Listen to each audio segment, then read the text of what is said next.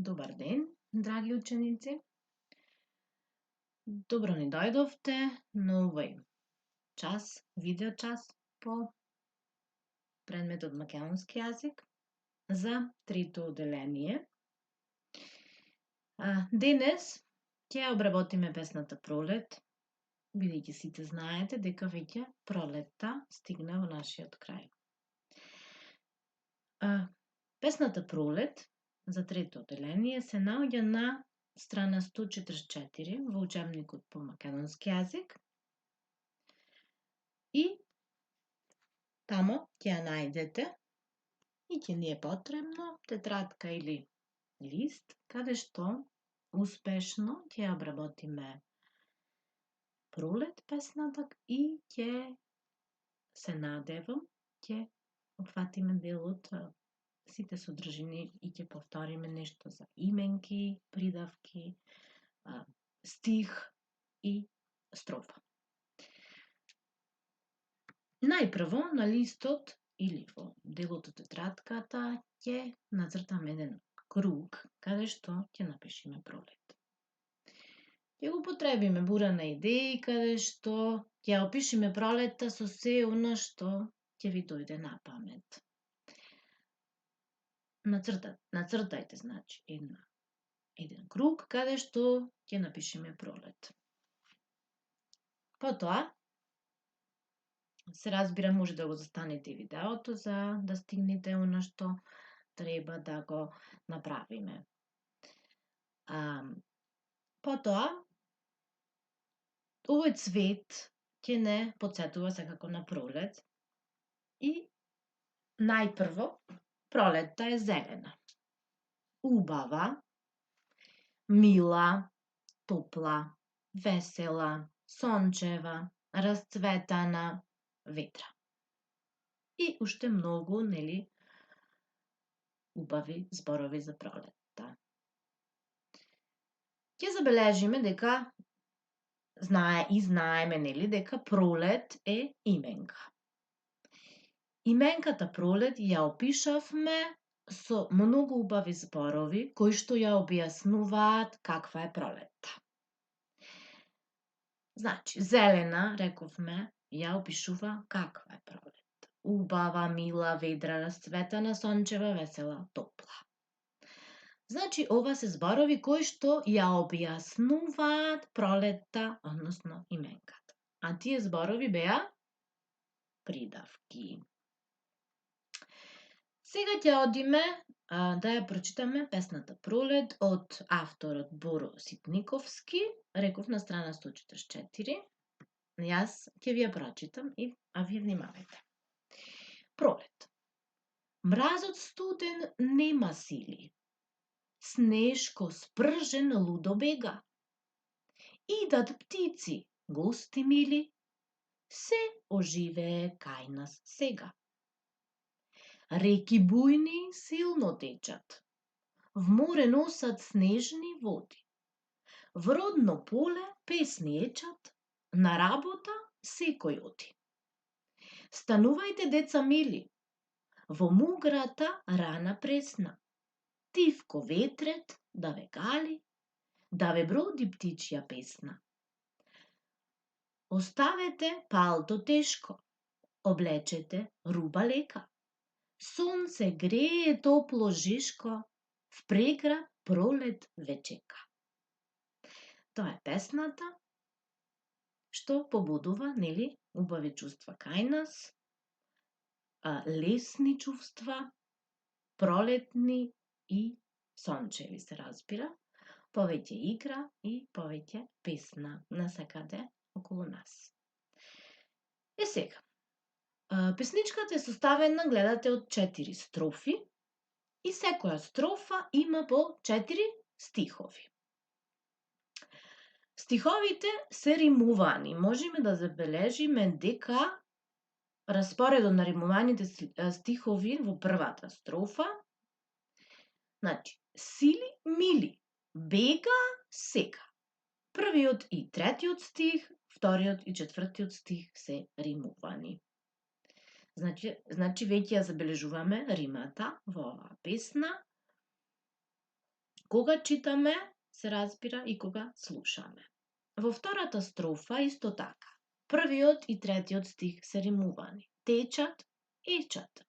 Води, оди. Вториот и четвртиот стих. Во третата строфа мили, гали. Пресна, песна. Исто така римувани. И исто така и во четвртата тешко, жешко, лека, чека. Гласи убаво и милозвучно. Сега, кажавме од што е составена песната, го кажавме авторот кој ја напишал, ја кажавме и темата, пролет, нели? Пролетта е темата на оваа песна, а во исто така со песната ги повторуваме и рековме именки и придавки. Сега, можете, да направите една табела, каде што ќе напишеме именки и придавки. Во табелата, ова може да ви е во моментот да застанеме, рековме на видеото, и да ги поделиме. Кои се именки, а кои се придавки? Придавките веќе може да ги забележите дека се веќе со болдирани букви и тие ја објаснуваат именката. Студен, го гледате во првата строфа, придавката гледате болдирана студен. Кого го објаснува? Мразот. Мразот е студен. Студен е придавка, а мраз е именка. Потоа, спржен. Кој е спржен? Снешко е спржен, така? Затоа Снешко е именка, а спржен, она што го објаснува каков е Снешко, е придавка. Мили ги објаснува гости, гости е именка, а мили е придавка.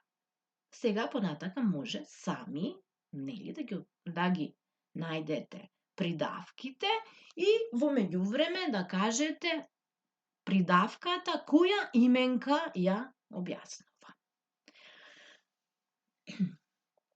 Сега, секако преку поетски слики треба да ја обработиме оваа песна. Секогаш на крај од обработката на поетската слика да си нацртаме некаква слика, која што не асоцира на пролет, на цвеќе, на сонце, на топлина. Сега ќе ја прочитам првата строфа. Внимавајте. Мразот студен нема сили. Снешко спржен лудо бега. Идат птици, гости мили, се оживее кај нас сега. Првата строфа би кажале една поетска слика дека со доаѓањето на пролетта мразот се стопи, а птиците се вратија од топлите краишта. Ете тоа во една реченица, односно поетска слика, би ја објаснале првата строфа. Одиме на втората. Реки бујни, силно течат, в море носат снежни води, в родно поле песни ечат, на работа секој оди. Поетската слика ќе биде дека силната вода од реките, каде што се стопил мразот, ќе ги навади родните полиња што ги обработуваат луѓето во топлата пролет. Одиме на третата, внимавајте. Станувајте, деца мили, во муграта рана пресна, тивко ветрец да ве гали, да ве броди птичја песна. Тука поетската слика би била дека ветрот ги гали децата уште рано наутро, а птиците ги радуваат со прекрасната пролетна песна. И четвртата строфа. Оставете палто тешко, облечете руба лека, сонце грее топло, жешко, в преграб пролет ве чека. Сите ги оставија тешките зимски палта, бидејќи жешкото сонце ја донесе и прекрасната пролет. Сега, се разбира, си представивме некакви слики. Овие 4 поетски слики, убаво разгледајте ги, секако уште првата поетска слика кога би ја прочитале, би ни дошла некаква слика. Како, нели, тече водата, како мразот се стопи и птиците се враќаат од краиштата. Значи, освен што можеме да ја представиме како поетска слика, може да ја насликаме.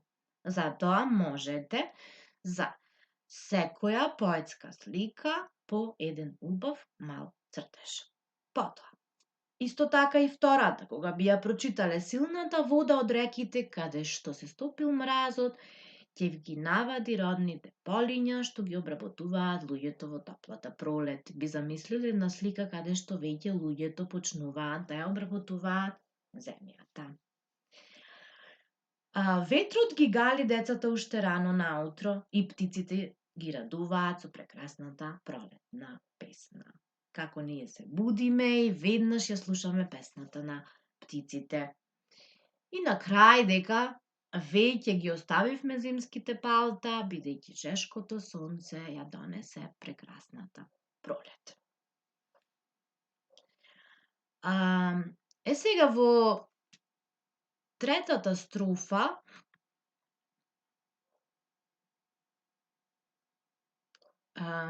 станувајте деца мили, во муграта рана пресна, тивко ветрец да ве кали, да ве броди птичја песна. Зошто поетот го нарекол ветрот ветрец? Зошто го нарекол така? Каков е тој во пролет, нели?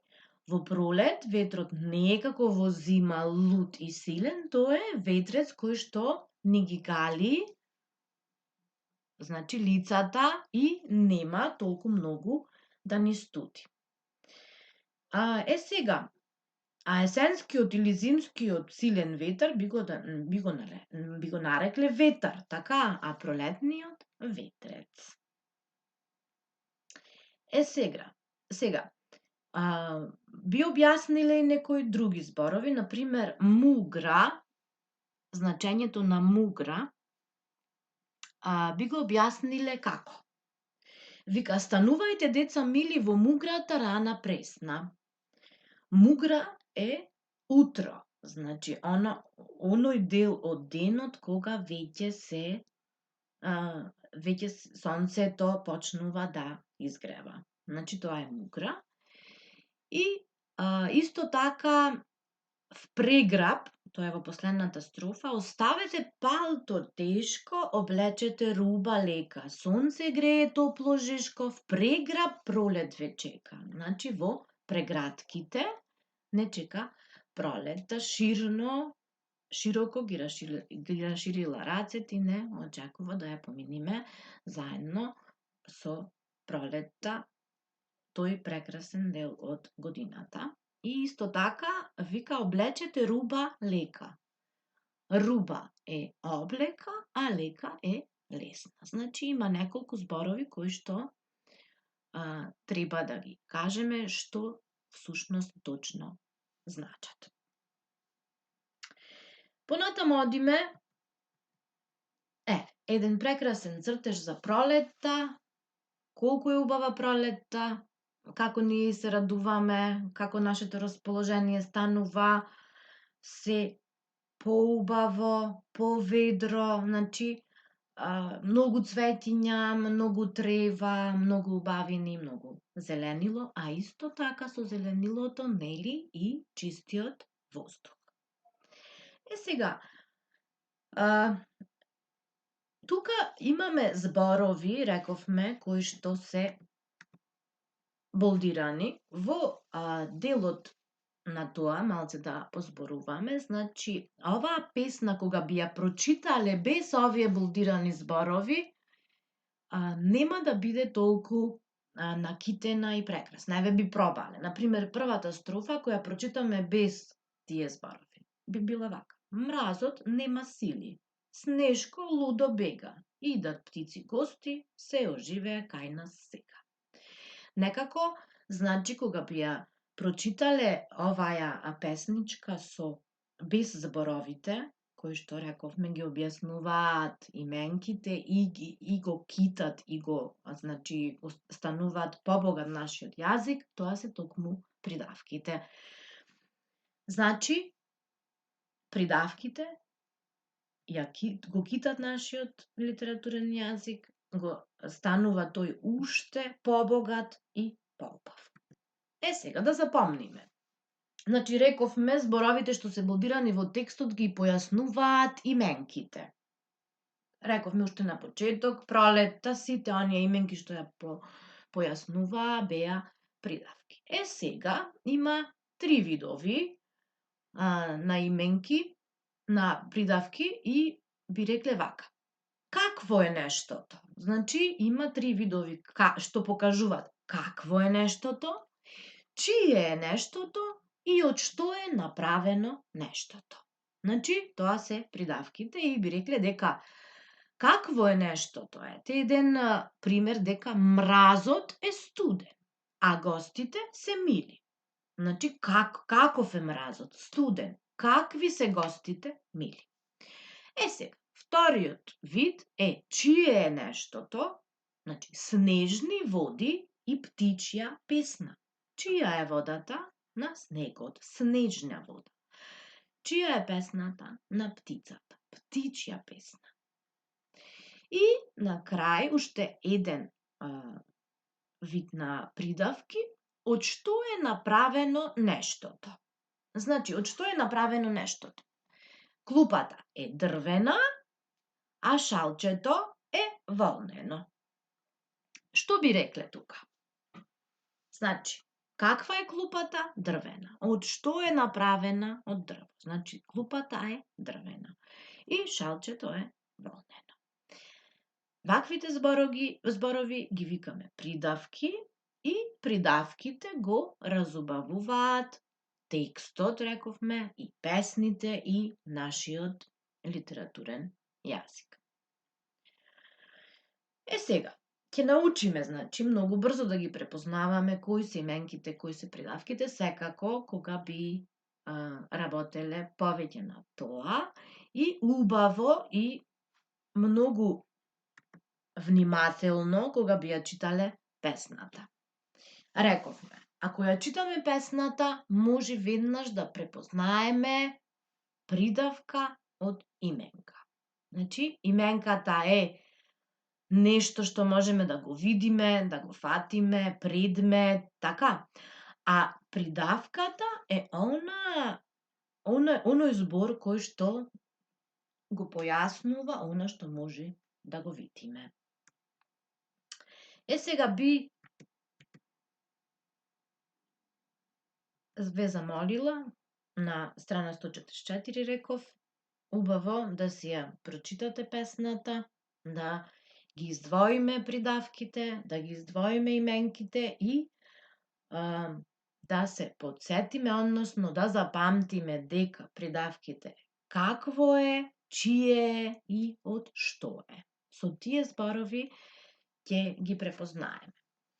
Сега една задача за вас, може да ги разгледате предметите околу вас дома, што ги имате. Значи, сите предмети што ќе ги видите дома, што можете да ги доприте, ќе ги напишите во вашите тетрадки.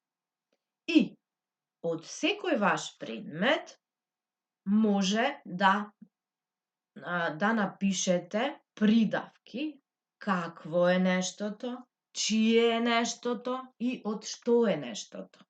Така? Значи, наоѓате некое мече дома, пишувате мече и на него китите многу придавки. Да видите колку мечето може да биде убаво. Ви благодарам за овој час. Се надевам ќе ја прочитате песната, ќе ги најдете именките и придавките и секако се гледаме повторно. Пријатен ден!